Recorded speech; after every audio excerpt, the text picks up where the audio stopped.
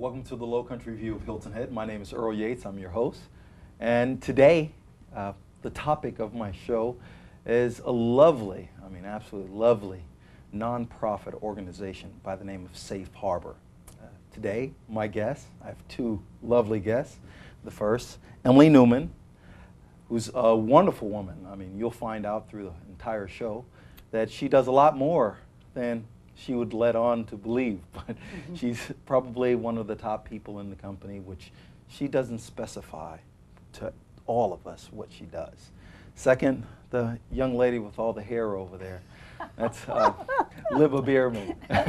Libba is a volunteer, and she's also on the board, and we're just going to hear a lovely little story about what's going on in their lives and what they're doing for so many people in the community. And throughout the show, we're not only going to explain to you what Safe Harbor is, but also why it's in need of volunteers, and volunteers meaning yourselves, okay? So, without further ado, Emily?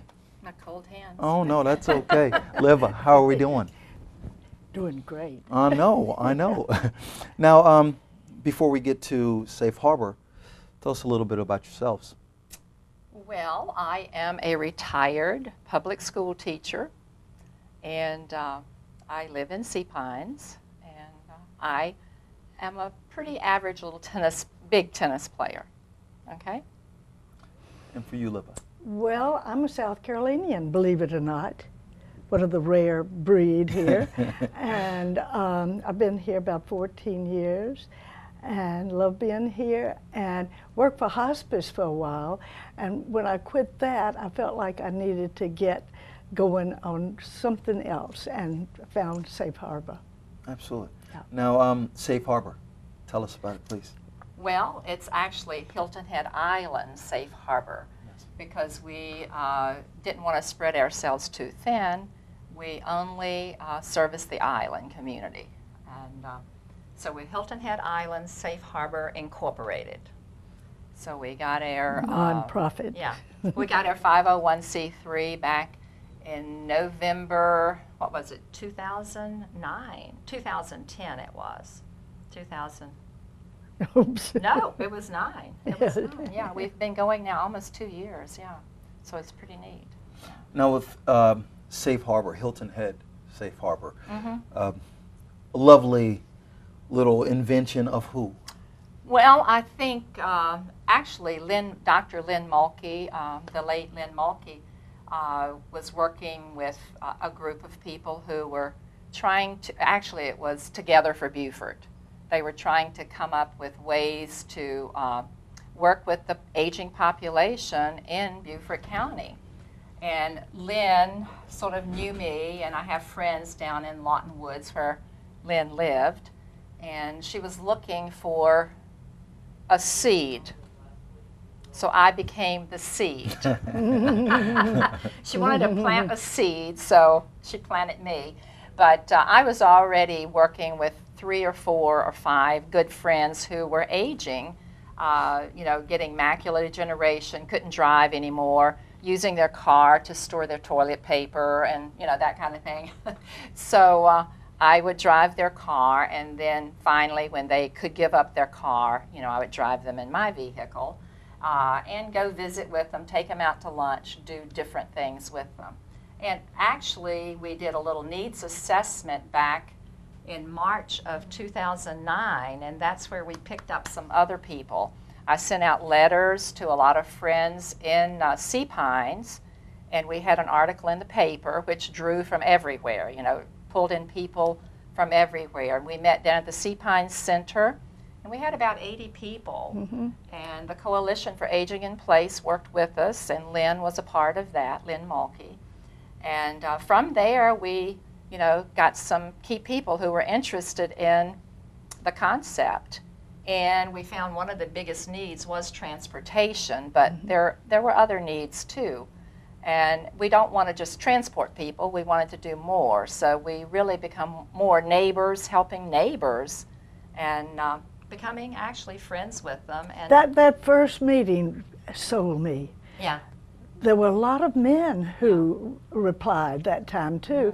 And the CEO type fella said, I can do carpentry work pretty well. Another one bragging, saying, well, I'm a good plumber. So I thought, isn't this wonderful? Yes, you know, we do. Yeah, we do have a few male volunteers, well, probably some women too, who can do, you know, little minor household. Actually, somebody changed a garbage disposal for someone, put in a handheld shower, you know, when they really needed it and didn't have one. But they've put up shoe racks when somebody moved into a new place. So we do have a few males, but we really need good male, good male volunteers too. Now, age group, are you talking about the companionship, whether it be the volunteers or your clients? What is it? What's the range there? Well, we actually have no age limit, although we aren't babysitters. We don't babysit. No babies. But we don't put a limit on age because, well, there's some people who really need a little bit of help. They're challenged in some way, and they might be 40 years old, or they might be 102 years old. So we have that range, everything from every age from 40 up to 102. We do have a concentration of ages, I think, in the 80s and a lot in the 90s. It's amazing. Yeah. Well, I tell you, it just sounds like a very interesting thing right away. Of course, Safe Harbor of Hilton Head is, I guess the best way to explain it would be a companionship volunteer. Well, it is. It's really neighbors helping neighbors to help people maintain their lifestyle as long as they are safe and our volunteers are safe in their home. We can do little chores for them. One lady always has a list when I go there or when a volunteer goes, and, you know, open this jar, do this, change this light bulb, you know, different things. And what happens too, it relieves the family who might be at a distance. They know somebody is checking up on their mom or their, you know, their parents or their brother, sister, whatever. And if they do have relatives here, it sort of relieves them that they don't have to do everything for them. And then when they see their mom, they can actually go to lunch with her or visit with her and not have so much that they are called on to do. So, now, is this selectively done for single people, or do you also do, say, a couple that would like companionship also? We do have a couple membership, yeah, and we do have, I think, about 6 or 8 couples. We have 40-some members now, and we do have couples who, you know, like the wife will go get her hair done, and then the volunteer, while the wife's getting her hair done, takes the father who loves to do the grocery shopping and take him grocery shopping. And, you know, so the men, you know, the husband and wives, once they have to give up the car, they really enjoy building up a rapport with the volunteers. Yeah. Well, so I guess the first step towards needing Safe Harbor is when you no longer need to drive anymore, I would take Well, it. that's one of the big things. Although we do have one man who is pretty aged, wonderful guy, and his kids, who are my age, will not let him drive on 278 anymore, and you can understand why. But he does still drive locally. Yes. So I took this 102-year-old man to get his driver's license. I thought they were going to refuse him. He's amazing. He really is. But the thing is, these people are all inspirations. You know, they've all been successful. They have history, experiences to share, and you know, you end up getting a lot out of it yourself. Yeah. So just, of course, being a membership, and you're speaking a greater part of your clientele is 80 and above. So you would think with that much information to be had, volunteering for, I guess you do between, you said, an hour and 4 hours of volunteering service. Well, I would never have a volunteer do 4 hours unless there was a shortage of volunteers. Okay. I might go do it myself. Yes. But I wouldn't ask a volunteer to. I would split it up into 2 2-hour sessions. Normally it's not that long, but we do visit with a wife while the husband plays bridge for 4 hours. You know, and he has a chance to get out of the house. She can't be left by herself anymore, or he would be very uncomfortable if she were. So we do that stint for 4 hours every week. Well, you certainly put your time in, Emily, that's for sure. Well, we're going to take a little short break and come back.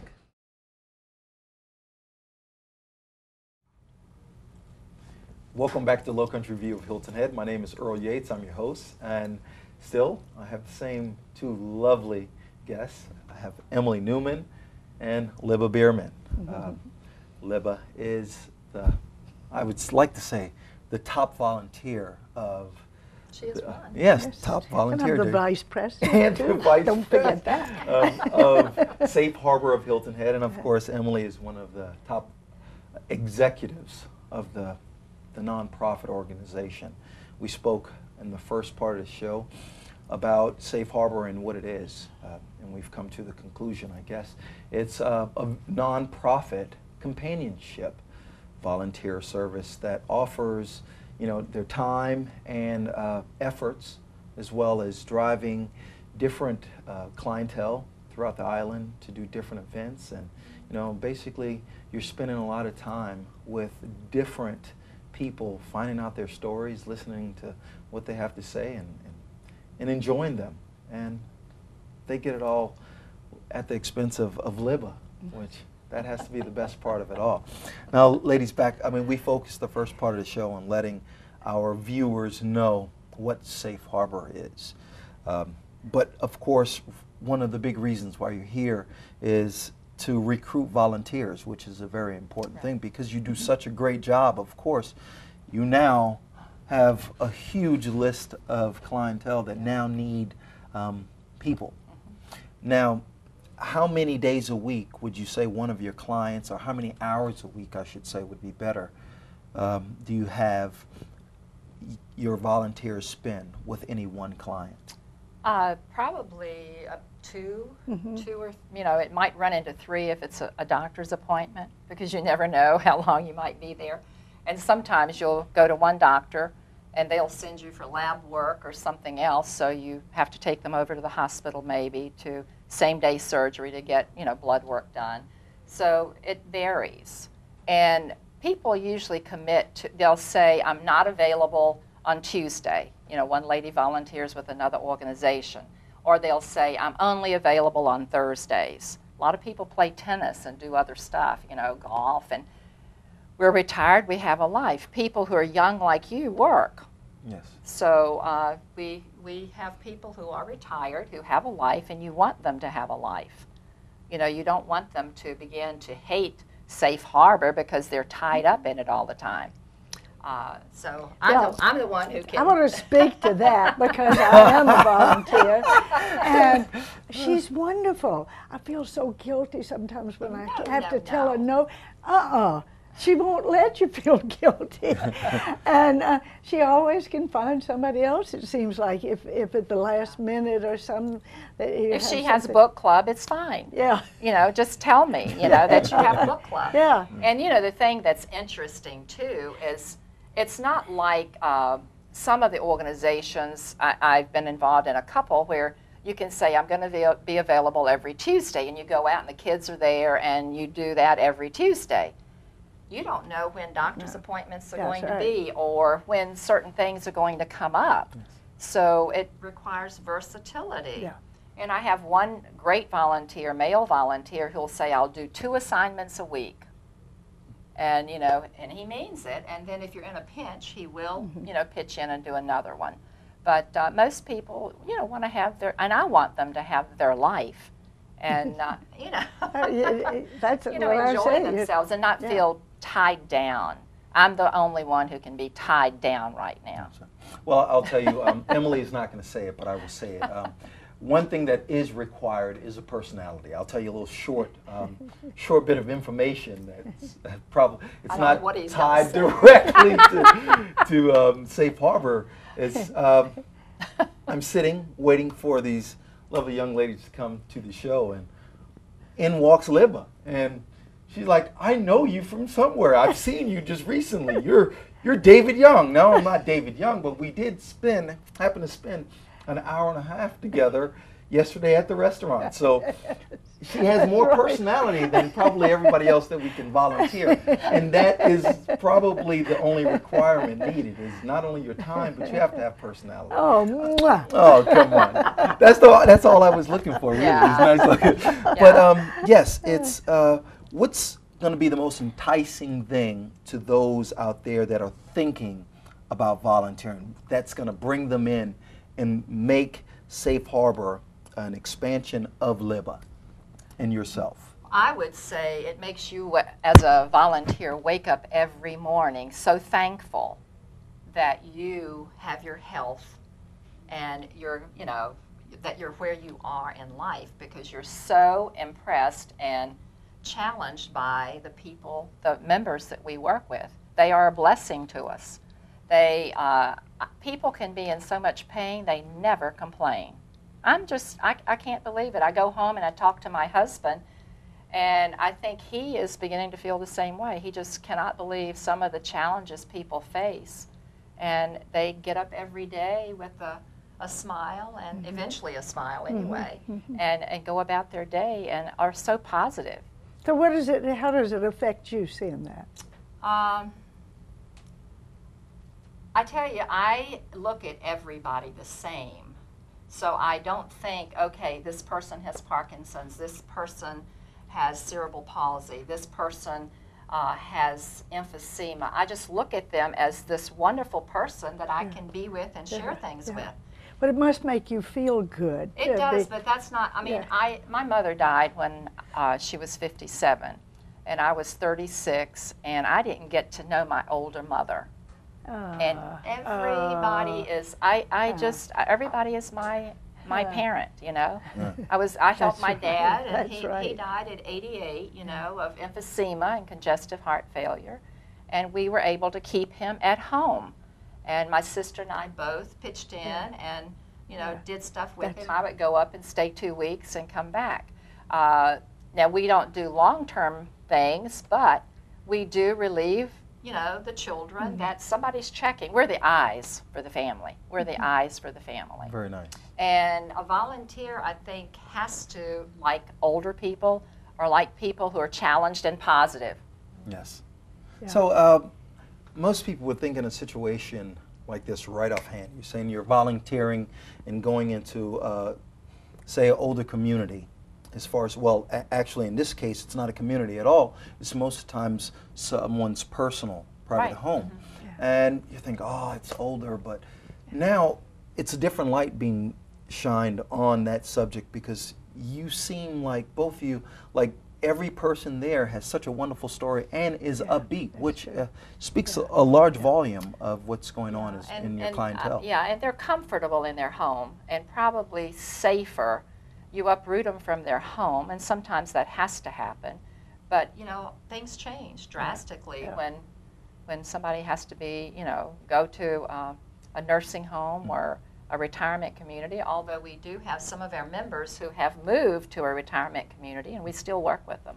So I guess it's one of the biggest benefits as far as the volunteers go, is when you go to the clientele, they still have their sense of independence. They're not groggy because here it is, I don't have my own life, but because they're still in their own homes. They still have their own lives. That's great. And you're just giving a couple hours a week to someone who may need, rather be companionship or just a ride to the grocery store. So, that's a wonderful thing. And people's needs are different, We have a list of the kinds of things we do, but we base what we do for them on their needs. And I'll usually go in and work with a person, be with them for a while, do the things they want us to do with them, and make sure it's a safe situation for that member, the client, and for a volunteer, because we don't want a situation that's unsafe for either, where somebody gets hurt. So. But you do have, amongst all the volunteers that you presently have, you said earlier you do have some retired nurses. We do, but we're not medical. We don't even pretend to be medical. And when, we are sort of the go-between, or when people are sort of in the crack or on the bridge, and they don't need full-time caregiving, but they do need some help. And a lot of it, I'm amazed at the people who have macular degeneration. That's one of the biggest problems that face the 80 and 90-year-olds. And I guess it'll hit you even earlier than that.